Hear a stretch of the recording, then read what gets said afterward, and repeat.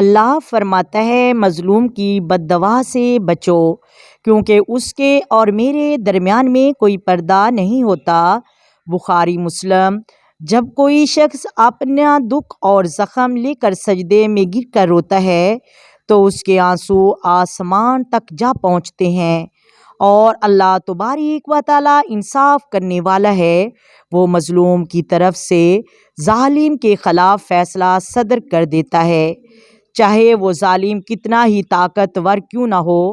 کسی کا دل اتنا بھی نہ دکھاؤ کہ وہ تنہائی میں اللہ کے سامنے رو پڑے اور اس کی دعائیں تمہارے خلاف قبولیت کا دروازہ کھٹکھٹائیں، کیونکہ مظلوم کی آہ ٹوٹے ہوئے دل کی فریاد کے درمیان کوئی حجاب نہیں ہوتا۔